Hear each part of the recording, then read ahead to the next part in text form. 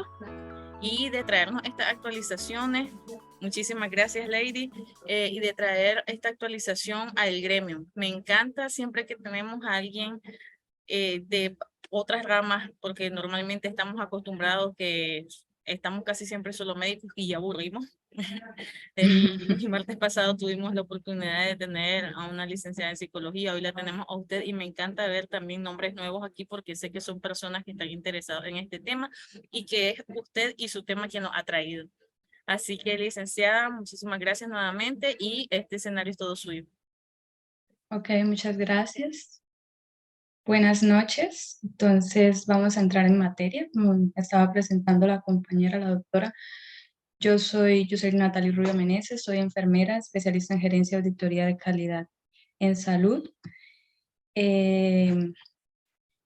Estoy actualmente haciendo una maestría con la Universidad de Sao Paulo, una maestría en ciencias con énfasis en enfermería quirúrgica. El día de hoy vamos a ver un poco sobre cómo es esa práctica clínica basada en evidencia científica, específicamente para el uso de catéteres venosos central de inserción periférica.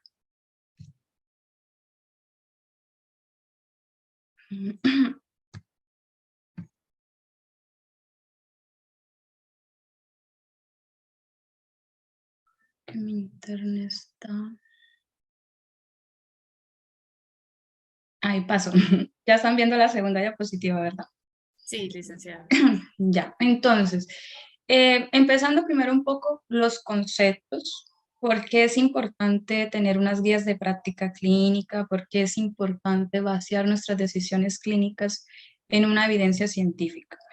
Entonces, primero, las guías de práctica clínica son una síntesis de todas las recomendaciones que existen en el medio sobre unos cuidados y unas intervenciones específicas que están basadas en todas esas evidencias científicas que tenemos a nuestra mano. ¿Esto qué nos permite? Permite cerrar la brecha entre el conocimiento científico y la toma de decisiones clínicas. Tenemos una categoría, esto es prácticamente para otro aula, para otra clase, porque es bastante complejo, pero lo que les quería mostrar era que hoy vamos a ver las evidencias clínicas, las categorías de evidencia de mayor nivel y lo que a nivel internacional se está recomendando en el tema de catéter venoso central de inserción periférica.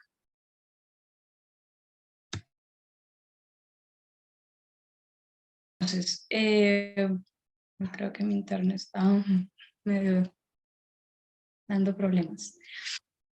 En cuanto a los abscesos vasculares, sabemos que ese uso de abscesos vasculares venosos es uno de los más frecuentes a nivel de los pacientes hospitalizados, que más del 76% de los pacientes que están hospitalizados van a tener algún dispositivo vascular para diferentes tratamientos que vamos a administrar y diferentes procedimientos que necesitamos realizar en ese paciente. Y de esa cantidad de pacientes que ya está hospitalizado, que necesita un acceso venoso y que ya tiene ese acceso venoso, tenemos que el 12% tiene un acceso vascular central. Este acceso vascular central al inicio era solamente realizado por la parte médica, pero hoy en día ya enfermería ha ganado un espacio y el personal, el profesional que esté entrenado y que esté certificado puede hacer la inserción de este catéter. ¿Cómo justificamos la necesidad de un acceso vascular? Porque el paciente va a necesitar pruebas diagnósticas, va a necesitar la administración de una terapia endovenosa, de líquidos, una nutrición parenteral, sangre, y en algunos casos también nos va a servir para monitoreo hemodinámico. Específicamente el catéter central de inserción periférica, llamado por sus siglas en inglés de PICI, PIC aquí en Brasil y PIC en Colombia, y en Chile le dicen PIC Line. Esto es un tubo largo, flexible y delgado, habitualmente que va con un tamaño de 3 a 6 French. En cuanto a sus números de lúmenes, puede tener 1, 2 o 3 luces o lúmenes. Puede ser inserido en las venas basílica, braquial o cefálica. Existen diferentes tipos de catéter PICC con diferentes materiales. Actualmente tenemos unos catéteres que se llaman Power PICC porque surgió la necesidad de administrar todo tipo de sustancias, administración de contrastes y administración de sustancias que van con una presión específica como los contrastes. Entonces los catéteres Power PICC tienen una tolerancia a esa presión que me permite utilizarlo por más tiempo en nuestros pacientes.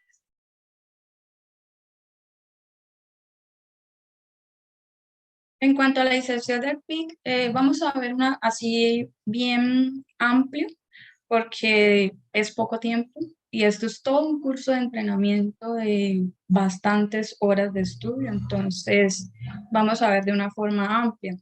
Actualmente se hace la inserción del catéter con la técnica Seldinger modificada. Se hace con una inserción ecoguiada, con el uso de un ecógrafo, es la idea para no estar a ciegas con nuestro paciente. La idea es garantizar una fijación adecuada del catéter, es uno de los puntos más importantes dentro de los cuidados de enfermería. Y después de esa inserción debemos confirmar la correcta colocación de la punta del catéter. Más adelante vamos a ver cuáles son las indicaciones específicas para PICC: administración de terapia intravenosa, extracción de muestras de sangre, monitorización de la presión venosa central, sirve para todas estas cosas y comparte esas funciones con, con los catéteres venosos centrales tradicionales.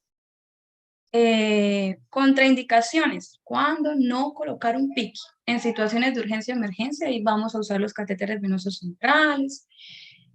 Alteraciones locales en la zona de punción, pacientes con alguna enfermedad renal terminal, o si esos pacientes están en una terapia de sustitución renal. Aquí les presento la técnica, así de una forma bien amplia. Entonces lo que hacemos es ver nuestra vena, la vena que queremos funcionar. Funcionamos la vena, insertamos una guía, retiramos esa aguja. Esa guía nos queda ahí dentro del vaso. Después vamos a hacer una pequeña incisión con un bisturí y vamos a insertar un introductor. Y este introductor permite, para decirlo así, pelarlo para poder dejar al final, poder quitar ese dilatador, poder quitar la guía y finalmente dejar mi catéter. Entonces, básicamente, esta técnica lo que permite es colocar un inductor para colocar dentro de ese inductor mi catéter y poderlo pasar sin ningún tipo de dificultad. Entonces, la posibilidad de ser insertados por enfermeros y enfermeras, perdón, por el profesional de enfermería, entrenados en su uso, ofrece una ventaja adicional a este tipo de dispositivos. Entonces, enfermeros entrenados, enfermeros certificados y capacitados. ¿Cuáles otras ventajas tienen? Que el paciente no va a tener que esperar a que un especialista venga a colocar un dispositivo, sino que ya enfermería, que siempre está con el paciente y conoce al paciente, va a realizar esta función. Y la idea es garantizar que sea efectivo, seguro y eficiente.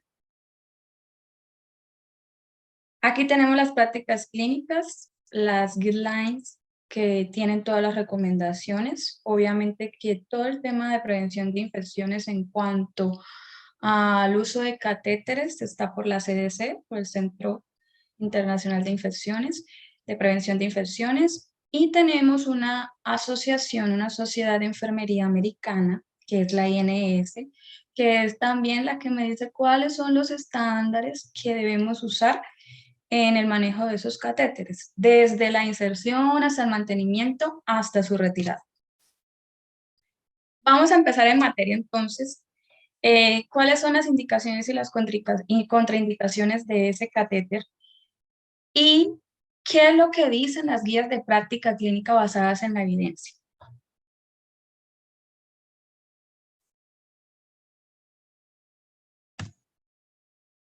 En cuanto a las indicaciones, el catéter está indicado y es muy claro, se lo dicen todas las guías clínicas a nivel internacional, que está recomendado en tratamientos intravenosos mayores de 15 días. En situaciones clínicas en las que el acceso central se vea comprometido, o sea, ya no tenemos cómo garantizar un acceso central. Este es un acceso central, pero es de inserción periférica, entonces vamos a modificar ese acceso central por este periférico, que igualmente va a terminar en una vena grande del corazón. Y no existe suficiente evidencia para recomendar su uso en todas las poblaciones. ¿Esto qué quiere decir? Que como siempre vamos a prestar cuidados individualizados y va a depender de los factores de cada paciente. En cuanto a las contraindicaciones, habíamos dicho, nada de colocar PIC en emergencia, en urgencia, nada de colocar PIC en pacientes que tengan inestabilidad hemodinámica, porque en ese momento, ¿qué necesito? Rapidez. Necesito un acceso rápido que me garantice que voy a poder administrar tratamiento, voy a poder administrar líquidos y salvar la vida de ese paciente. Pacientes con enfermedad renal terminal en tratamiento con terapias de diálisis y ausencia de venas de gran calibre. Hay pacientes que a veces no tienen una red venosa adecuada para colocar ese tipo de catéteres, entonces nos tenemos que ir directamente a un catéter venoso central.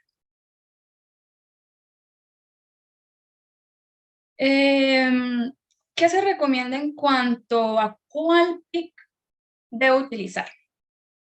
Se recomienda el uso de PIC no valvulados para la medición de la presión venosa central. Lo que les hablaba del Power PIC, cuando necesitamos administrar medicamentos a mayor presión o medios de contraste que también van con una presión específica. Este es el único catéter PIC que me lo va a tolerar. Y se recomienda PIC de larga duración, entonces más de 15 días y más de 4 semanas, ahí hay una variación.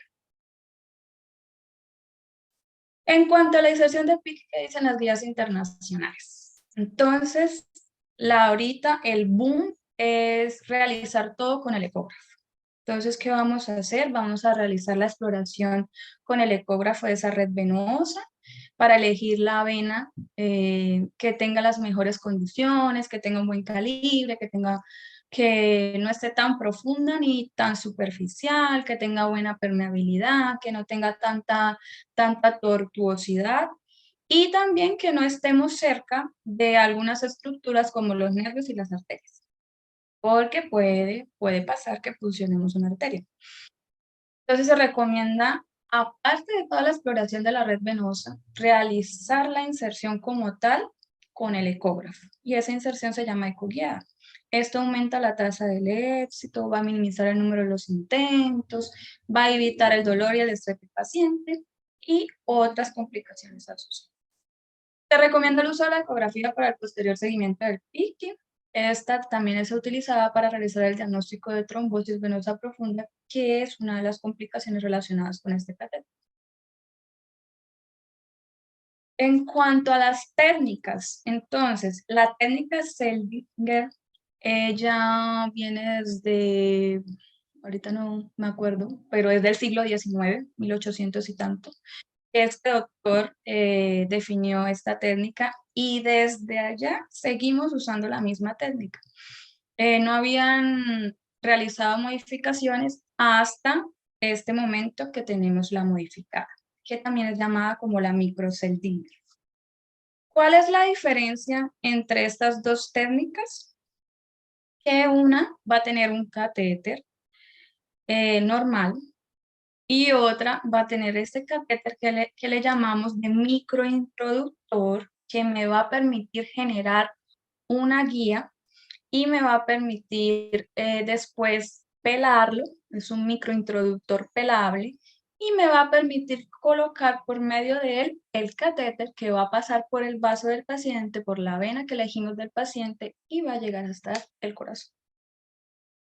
Se recomienda la inserción de PIC mediante la técnica Seldinger modificada para evitar posibles eventos adversos relacionados con la guía larga que presentan los PIC con técnica Seldinger simple.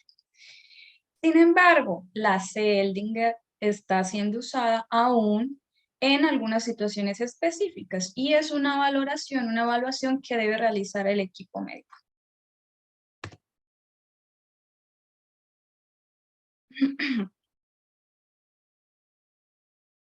Entonces, ¿cuál es la zona anatómica ideal para colocar nuestro pique? Se recomienda primero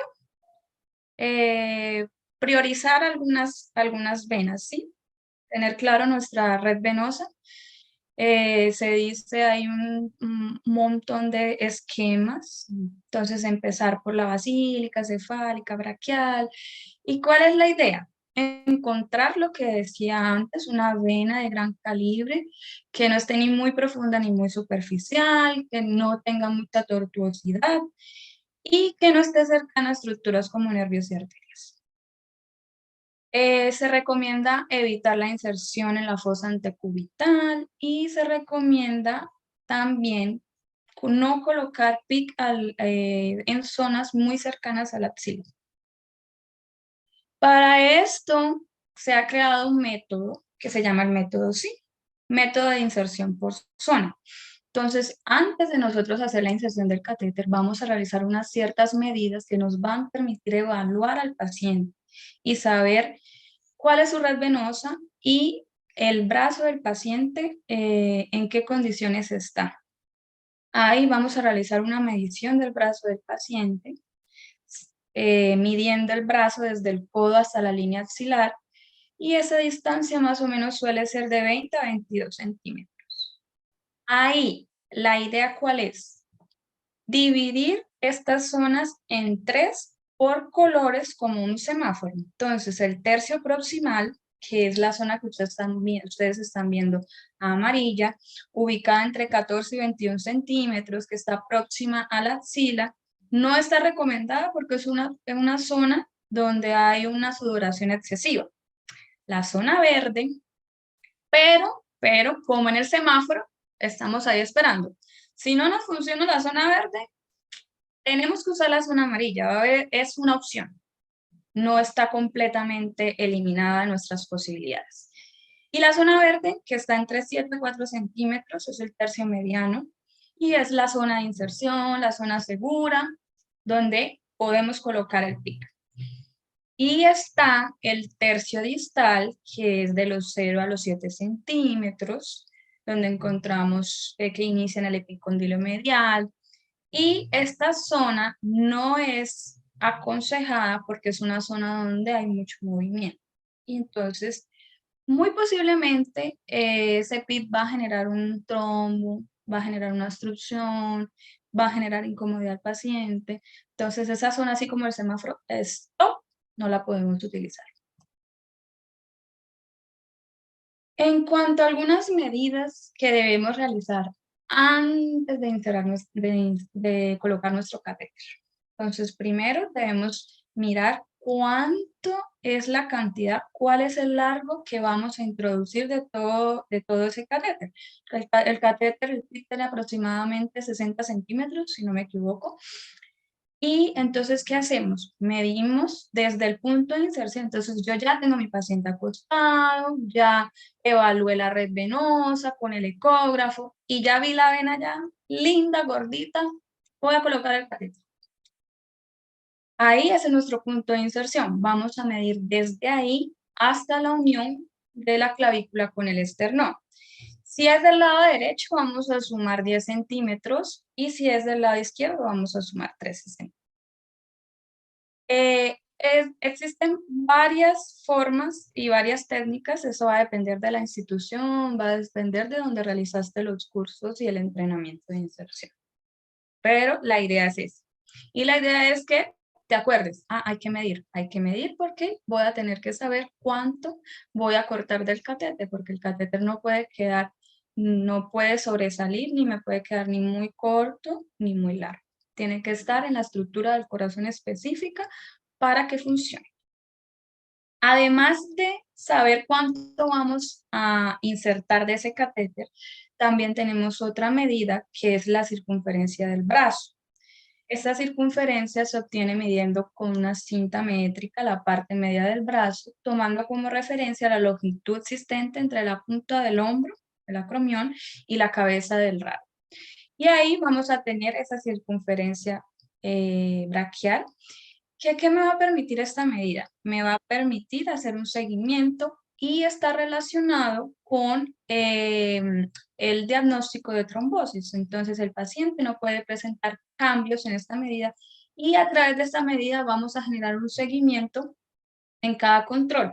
La variación de la medida no puede ser mayor de 2 centímetros. Ejemplo, tomé la medida de mi paciente antes de colocar el picking y tiene 30 centímetros. Llegó al control y tenía 34. La variación solo puede ser de 2. O sea, yo puedo, si tengo 30, puedo variar de 28 o puedo variar a 32, pero ya de 32 para arriba o de 28 para, bueno, para abajo, pasó algo, el paciente está con desnutrición, tiene alguna otra enfermedad. Pero para arriba ya vamos a pensar en un edema y vamos a pensar en una trombosis.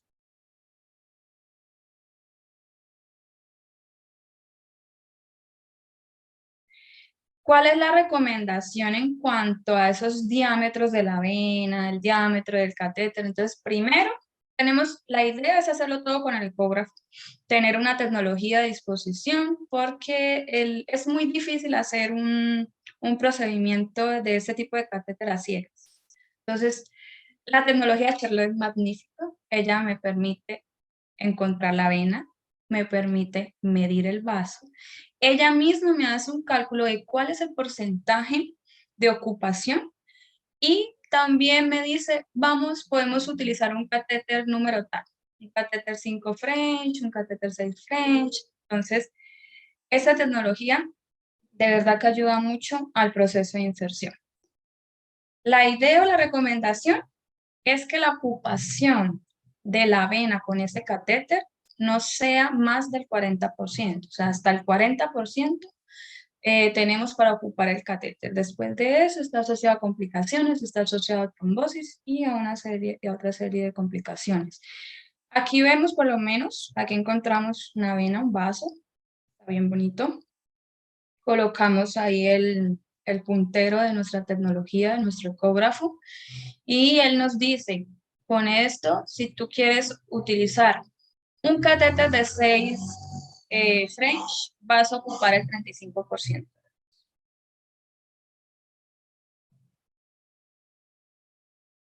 Finalmente, una de las cosas más importantes es comprobar dónde queda la punta del catéter, porque esto me va a definir si puedo utilizar o no el catéter. No es solo ir, pinchar al paciente, me fui y ya, el paciente verá qué hace. Entonces, ¿cuál es la idea? Que la punta de ese catéter quede en el tercio inferior de la vena cava superior hacia la unión cabo auricular, fuera del saco pericárdico y paralela al eje largo de la vena. Se recomienda evitar una ubicación proximal al tercio distal de la vena cava superior por el alto riesgo de trombosis. En pacientes específicamente con arritmias auriculares, evitar que esa punta del PIC quede ubicada en la aurícula derecha, por favor. Y se recomienda reemplazar y retirar el PIC que esté en posición incorrecta. Hay una serie de técnicas que pueden ser utilizadas para posicionar de forma adecuada ese PIC. Si aún estamos estériles, podemos siempre retornar un poco del catéter para que él se ubique ya en esa vena cava superior. ¿Y cuáles son los métodos que usamos para verificar que ese catéter está en el lugar adecuado? El padrón oro es la radiografía de tórax. Entonces ahí podemos ver que ese pico esté bien ubicado. Y la tecnología Sherlock, él me hace un electrocardiograma en tiempo real y con una tecnología que va ubicada en el pecho del paciente, con un sensor que va ubicado en el pecho del paciente. Él me dice si estoy bien y me da esa imagen que llaman pirulito verde, de que el PIC está en la posición correcta. Hay instituciones que están utilizando solamente el Sherlock, solamente la validación por electrocardiograma. Ahí también tú vas a ver en el electro que hay un aumento de la espícula de la onda P. El electro va a hacer una interferencia y después va a continuar normal. Entonces, hay unas instituciones que ven esto y dicen, liberado. ya el paciente puede utilizar el PIC. Hay instituciones que todavía están manteniendo, aparte de esa tecnología de radio, de ecografía con electrocardiograma, también mandan al paciente a realizar una radiografía de verificación. Más que todo, ¿por qué? Porque es una tecnología nueva y el ser humano tarda tiempo en confiar, ¿no?, en estas nuevas tecnologías. En cuanto a la fijación, es una de las cosas más importantes. No vamos a utilizar sutura, como estamos acostumbrados en el catéter venoso central. Vamos a utilizar estos dispositivos de fijación que ustedes ven en la imagen. La primera imagen que ustedes ven es como una abrazadera y se adhiere a la piel del paciente. La segunda imagen que ustedes ven es un Power Pick ese. Y ese sistema se llama Stack Lock. Él permite fijar como tal el catéter. Es como si el catéter tuviera unos puntos de sutura. Y también no tenemos, en algunas instituciones cuando no hay dinero para estos dispositivos, ¿qué hacemos? Dejamos solamente con un filme transparente ese catéter.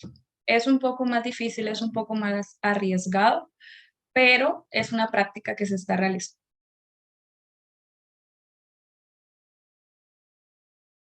Eso ya fue la parte de inserción. Ahora vamos a hablar un poco del mantenimiento del dispositivo y los cuidados. Entonces, ya tenemos el paciente con el PIC, ya está liberado para su uso, salió bien posicionado en la radiografía. Ahora, ¿qué vamos a hacer con ese PIC? Importante, para prevenir la infección, antisepsia de la piel, técnica totalmente estéril. Ya eso nosotros lo sabemos por toda la experiencia que tenemos en el catéter venoso, en los catéteres venosos centrales. Debemos realizar un lavado con jabón de la piel antes de la inserción, después colocar clorhexidina alcohólica al 2%, que vamos a dejar reposar esa clorhexidina para que no pierda su acción, que cada vez que vamos a hacer la curación del catéter que está estipulado de acuerdo a cada institución, pero la idea es hacerla cada 7 días o cada vez que sea necesario.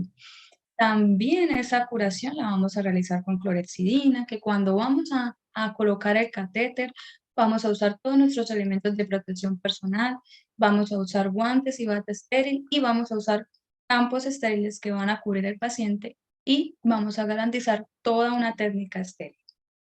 Este catéter también viene en un kit estéril. Desinfección, una palabra muy importante para el mantenimiento del catéter.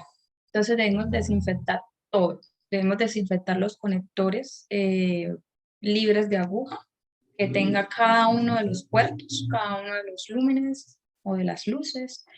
Debemos desinfectar cada puerto antes de su uso durante no menos de 15 segundos. Entonces allá cuando está la enfermera haciendo cada uno de los lúmenes, limpiando cada uno, limpiando y desinfectando, es porque es la práctica adecuada y la práctica recomendada. Y una de las cosas más importantes para prevenir todo es tener un equipo formado y entrenado, que todas las personas que van a manejar el PIC desde su inserción hasta su retirada estén entrenadas y tengan el conocimiento, la capacitación de cómo realizar ese manejo.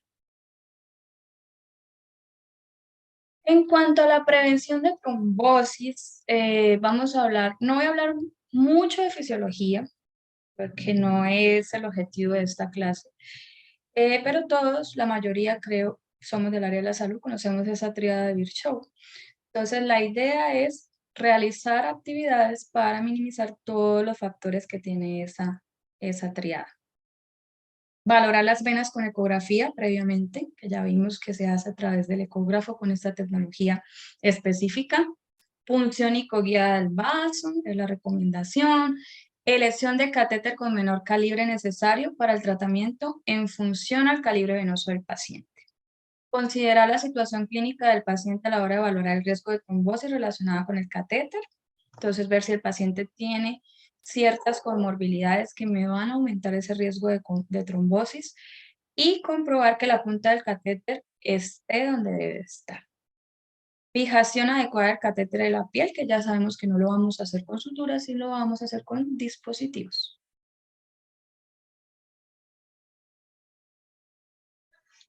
Prevención de la oclusión. ¿Cuáles son las recomendaciones? Debemos lavar y refluir cada uno de los lúmenes, cada una de las luces, y evaluar diariamente la función del catéter para prevenir complicaciones.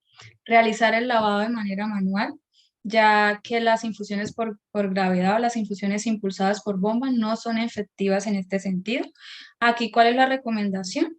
Hacerlo a través de la técnica llamada pulsación pausa, que es start and stop. Entonces, ¿qué es lo que hacemos aquí? Generar una turbulencia dentro de ese lumen para arrastrar con el suero todos los residuos que estén adheridas a la pared de ese catéter. O la sangre, o si ya hay microtrombos, o si hay medicamento ya adherido a la pared. Vamos a arrastrar todo eso con esta turbulencia que vamos a hacer con nuestro suero. Entonces lo que hacemos es administramos, paramos, administramos, paramos.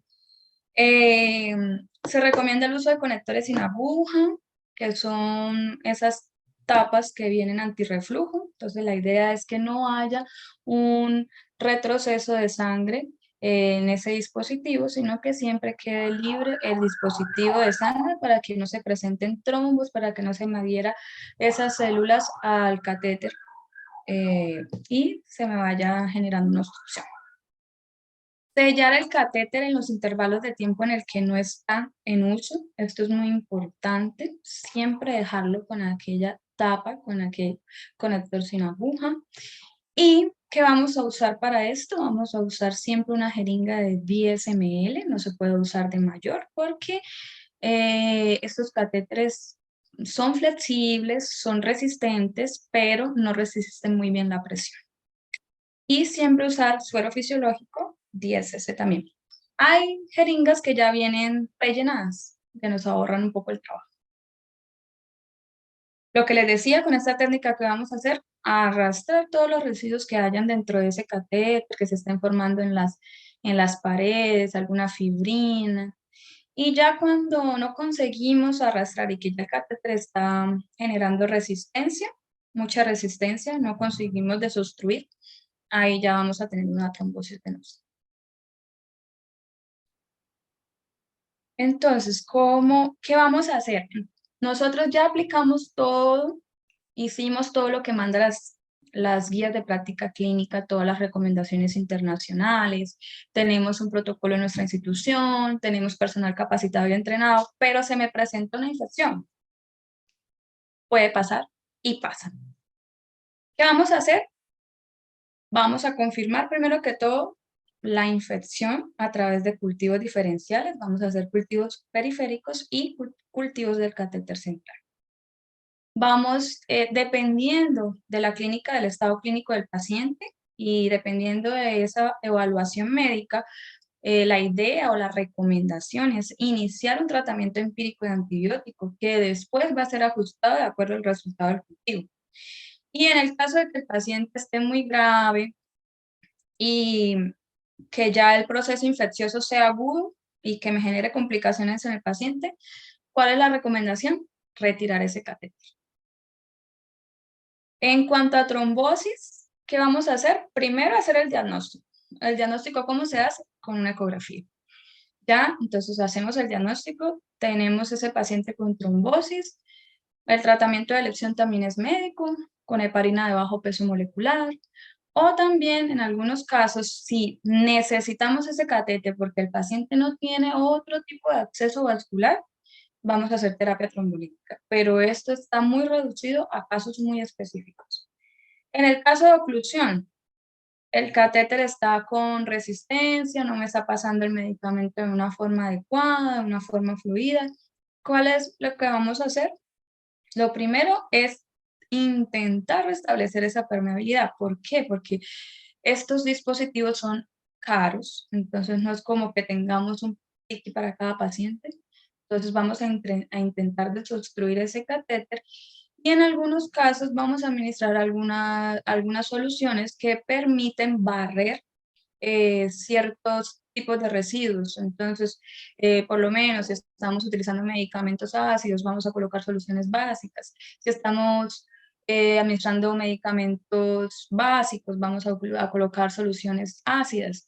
Esto todo en conversación con nuestro médico. Y en el caso final, si no conseguimos y también si el paciente necesita ese PRIT para sobrevivir, vamos a mirar la opción de la terapia trombolítica. Pero también debemos tener en cuenta que la terapia trombolítica es cara.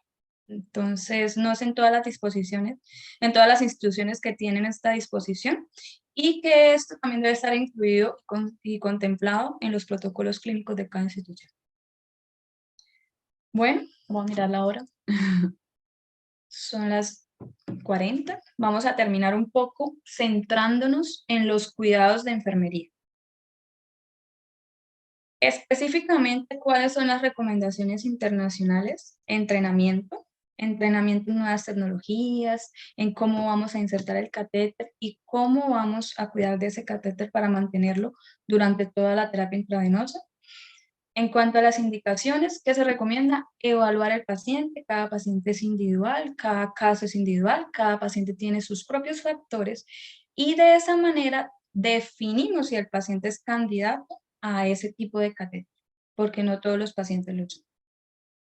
En cuanto a la inserción, técnica Seldinger modificada, técnica estéril, realizar las respectivas mediciones, la circunferencia del brazo, del catéter, la circunferencia, la largura de todo el brazo, utilizar el método SIM, que es por las zonas, amarilla, roja, verde, y usar en especial la verde en lo posible. Y bueno, en algunos casos vamos a usar la amarilla. Fijación, muy importante, uso de dispositivos de fijación sin sutura y evitar que todos los apósitos o todo lo que tengamos en uso, en contacto con el punto de inserción, nunca se encuentren sucios, húmedos o sueltos. En cuanto a la prevención, la antisepsia de la piel, la técnica séptica y la desinfección de los conectores libres de aguja y de todo lo que vamos a colocar en nuestro. ¿Qué más para el mantenimiento de este catéter? Lavar y refluir siempre, evaluar que el catéter esté funcionando y que cada uno de los puertos esté funcionando. Utilizar la técnica de pulsación y pausa para generar esa turbulencia, barrer todos los residuos que tengamos en ese catéter, realizar ese lavado antes y después de cada administración de cualquier medicamento. Y además de eso, antes y después de tomar muestras de sangre. Recuérdese que no puede quedar el catéter con sangre. Uso de volumen de 10 ml de suero. Uso de jeringas también de 10 ml. Utilizar catéteres de silicona y dispositivos no aptos para alta presión, jeringas de 10 ml de volumen para evitar daños por presión en el catéter.